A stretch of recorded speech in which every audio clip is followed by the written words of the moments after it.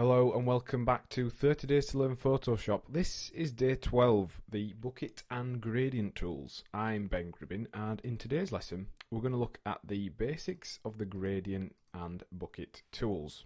So let's switch straight to Photoshop and let's get on with the lesson.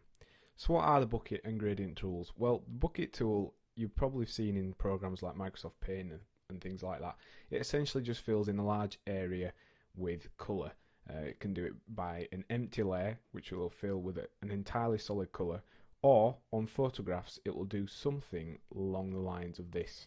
So let's just select the colour as black and fill in an area, and you'll notice it's actually filling in segments of the photograph rather than Microsoft Paint style where it just go over the entire area. So you fill in large areas with a solid colour. And the gradient tool, very similar, except it does gradients as it says on its label. So we're going to look through how we use them now. We're going to start by looking at the paint bucket tool. If you press G, that's its shortcut, and also pressing Shift G will cycle through the gradient and bucket tools. So how do you use it? Well, you see you've got these options along the top. It's got a mixture of options that are similar to the brush tool in terms of the blending mode you can have, and also things like the opacity, and then it's got things that are similar to the magic wand tool, which we're going to consider in one of the next lessons, and that's along these options here. So we're going to look through those now. So the foreground colour is just showing that it's going to fill the whatever you're filling with a colour rather than a pattern. You can use it to fill with patterns. Let me just quickly show you that now. Just use any old pattern. You can see it's filling in the image with a pattern there. The mode, similar to brushes, you can actually have it work as, let's show you, you can have it to do a dissolve fill, which is kind of really rough and noisy, and also it will do behind and clears as well. So the opacity, that does what it says on the tin. It just changes the opacity that you're actually filling in there, so you can see we're actually keeping some of the detail from the clouds because we've dropped the opacity. Now the tolerance sets how selective the paint bucket tool is, because it works on calculating the colours and tones and highlights and all sort of things to try and work out what you want filling. So the tolerance you set will actually change the amount it will fill, and in effect changes its tolerance. So we've got it on 20 there, that's quite a low tolerance. If we were to change it to, say for example, 100, when we then go and fill in a colour, it selects more colours, it ignores the shades and things like that.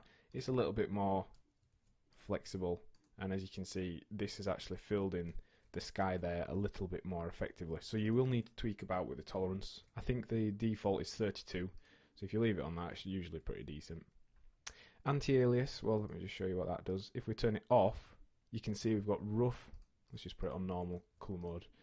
You can see we've got rough, pixely, really jagged edges. If we turn it back on again, it does very, very slightly smoothen those out fractionally. And contiguous works on pockets of colour. So for example, because we've got these grey clouds here, when we click on them, all of these are connected. These clouds here are separated by a different tone or different shade, so it doesn't transfer the colour to that. If we untick contiguous, it will then select every cloud that has this sort of grey, darker grey colouring, so it will end up filling those areas as well if we click on that. So it's managed to jump across areas that aren't connected, so it's a little bit quicker, but it will end up filling in areas like down here, so you've got to be a bit more careful when you're using contiguous off. And all layers just samples all layers and fills in all layers if you have more than one. You can use the bucket tool in conjunction with the marquee tools and selection tools, so you can create an area that you want to fill, and you can just go ahead and fill that like so, and then when we deselect that, you'll notice it's filled in an area but masked it off to our selection, so that's quite handy. If you want to fill an entire area with your foreground colour or background colour, let's just say because on a photograph it doesn't do it all as one solid colour, press Command backspace to do your background colour, and Alt backspace fills in your foreground colour. So what about the grad tool? Well, the grad tool creates gradients. So if we press Shift G, we can cycle to it, and these are the options we have along the top. We've got presets that we can make for gradients. You can save your own along there. And these are some of the Photoshop default gradients that are included. Now you can edit these if you go onto the preset manager, and you can rename them, resize them, all kinds of stuff. If you double click on the actual color gradient here, it will take you to a gradient editor. Now that helps you to be able to more accurately edit a gradient. So along here is your opacity of the gradient, and along here is the actual where the gradient happens, how sharp it is, and this brings it into almost a near line. This will bring it more biased towards the background color. In order to change that, just double click on it and you get the color palette, and you can enter any colors you want on the scale, and then that adds that in, and then you can just tweak about with the different options along there. So that's how you actually edit a gradient. If you want to change the colors of your gradient very quickly, just set your foreground color to one color, your background color to another, and the built-in defaults will actually automatically update. You can also do a transparent one, which is very handy. And then across here we have all the different gradient types. So let's just show you those now. We've got a normal linear gradient, so that looks like this. We've got radial gradient, which creates like a circle that fades out very gently. We've got a diamond gradient, which creates a hard line with a gradient that curves around and fades out, and a reflected gradient, which creates the kind of a bar of a gradient in the middle. And then finally there's diamond gradient, which creates a diamond shape gradient. So in order to use this tool, it's very simple, a little bit tricky to get the hang of though. All you do is you click and draw a line. Now this line can be drawn in 360 degrees, and depending on the length and direction it actually affects the gradient. So if we go straight down quite short, the gradient kicks in that line. So if we do it longer, the gradient will fade from the foreground colour to the background colour within the space we're setting here. So you can see it's a much longer gradient there.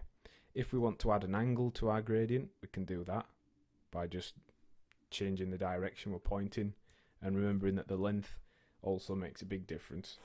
So we're going to show you how we can practically use the gradient tool now. We're going to repair this cloud scene here because we've actually got some vignetting on the end of the corner of the photograph thanks to our camera.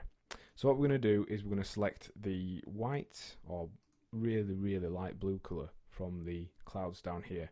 Then we're just going to switch the colours, so that's set that to the background colour. Remember we talked about that. If you press X, you can switch your background and foreground colours. And then we're going to select our foreground colour as one of the blues up here, the highest blue we can get to really. And what we've already done is we have cut out the sky from an additional layer. So we've got this original layer here, which is the original photograph, and we've got this cut out section here, which is everything but the sky. So what we can do now is on this layer we can recreate the sky gradient and hopefully remove this vignetting. So we're going to start about here with our line. We're going to drag it straight down, and if you want to create perfectly aligned gradients, i.e. you want them straight down diagonally or horizontally, if you press your gradient tool and then hold shift whilst you're doing that, and essentially it gives you 9 different options. You've got straight up, you've got diagonal ones, and you've got horizontal ones. So that will make sure your gradients are perfectly aligned. So let's just redo that. Let's start up at the top. We're going to get our gradient to start fading out to white somewhere down here. And you can actually start the gradient lower down if you wanted to. So it takes a little bit of practice, but play around with the gradient tool, because once you do get used to it, it works an absolute treat. So you can see there we've kind of replaced and repaired the sky so that it now looks much better than it did before with this vignetting on there. As with all the other tools, you've got a couple of options for how it works, and also the colour modes. There's all the different colour modes accessible from this tool, so you can do behind gradients, which you can't see because it's behind that one, and also a dissolve one, which will give it a much more jagged, noisy appearance. You've got opacity, so you can set the actual opacity of the entire gradient, and you can add multiple gradients over the top of each other then. And you can reverse the colours if you want to quickly reverse between your current settings. If you click reverse on the options bar, you can see there it's just reversing the way our colours are going. And then again, dither, this just helps smoothen out any banding.